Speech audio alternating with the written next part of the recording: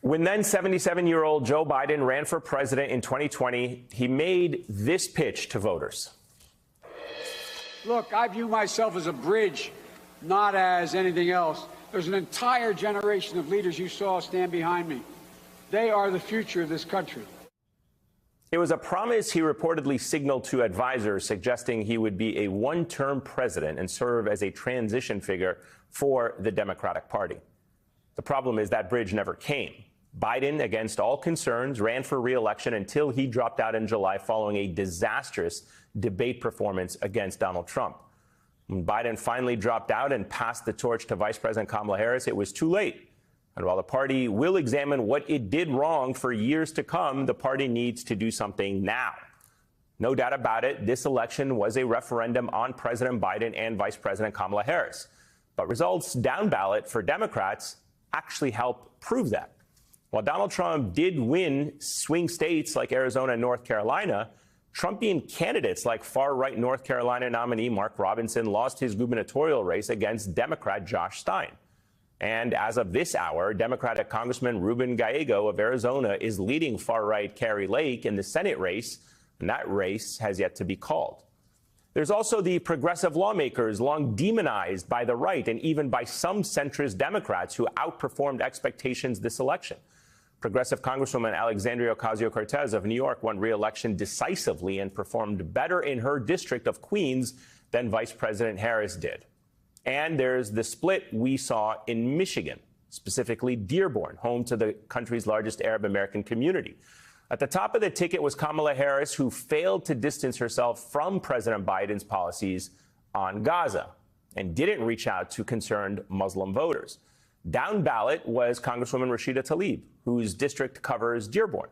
Now, Tlaib, who is of Palestinian descent, did not endorse Kamala Harris. She campaigned on calling out Israel's assault on Gaza and showed solidarity with the Palestinians. In the end, voters in Dearborn voted for Trump over Harris. Congresswoman Tlaib triumphantly sailed to re-election from those very same voters in Dearborn. The message could not be more clear. Democrats desperately need new leadership. These races in Arizona, Michigan, and North Carolina show there is a desire for younger Democratic leaders. They want to move on from the Obama-Biden era into a new, energized Democratic Party that fights for younger voters, blue-collar workers, and putting an end to the war in Gaza. The onus now is on Democrats to act as the Progressive Political Action Committee Justice Democrats wrote after Trump's win, saying, "It is time to end the era of career politicians and the corrupt campaign finance laws that keep them in power. Either they can choose to step down and welcome a new generation of teachers, nurses, union workers, and everyday people to the halls of power, or they can be forced out at the ballot box. Their time is up." Joining me now is the mayor of Dearborn, Michigan, Abdullah Hammoud. Mayor Hammoud, it's great to have you back on the show. The last time you were on this program was back in February. President Biden was still very much in the race. I want to play for you and our viewers what you said to me at the time, the warning that you gave when it came to Gaza. Watch. The residents in Dearborn actually feel betrayed by current President Biden because he had promised decency and he promised to lead with humanity in the White House. And what we have found since the events of October 7th are anything but. To only send a campaign manager as the first form of engagement as your delegation to the city of Dearborn to speak with the Arab community or the Muslim community is a complete slap in the face. So that was, as we mentioned, 10 months ago. Since then, Mr. Mayor, neither Vice President Kamala Harris or Joe Biden went to Dearborn. Instead, Donald Trump filled that void. He exploited voter outrage with these, whatever you want to call them, but certainly photo ops. And it's safe to say that it worked to some extent. Absolutely. Thank you so much for having me. What I would tell you is on the ground here, people feel extremely betrayed by the president and by the current administration. Just today, there was a funeral for 18 individuals in the city of Dearborn offering condolences to the families who have lost loved ones in Lebanon. 18 individuals, the majority of whom are women and children. And so while I see all the pundits all over social media trying to examine what happened in the city of Dearborn, my message is this. If you have not come to the city to speak to its families, to speak to its residents, then you will have no understanding for what actually unfolded this last election cycle. Yes, there was a rebuke of Vice President Harris at the top of the ticket for failing to distance herself from President Biden. But as you mentioned, there was wide support for the pro-justice, anti-war candidates, including individuals like Congresswoman Rashida Tlaib. Yeah, explain that a little bit for us, if you can, more for us, if you can. How much of a part did Gaza play in this election? I mean, we saw the vice president perform as poorly as she did in Michigan. Congresswoman Rashida Tlaib did well. She campaigned against Israel's assault, outperformed her decisively in Dearborn. And you even had Senator Alyssa Slotkin, who is pro-Israel, but argued a nuanced position on Israel violating international law. And she was even able to win her Senate race in Michigan. If you look at the predominantly Arab American precincts here in the city of Dearborn, Vice President Harris only captured anywhere between 12% to 18% of those votes. These are precincts in which President Biden captured nearly 80% 4 years ago. That should tell you how strongly people feel about the genocide unfolding right now in Gaza and the war that's unfolding currently in Lebanon. We speak to residents each and every single day who are mourning, who are in disbelief at what's happening.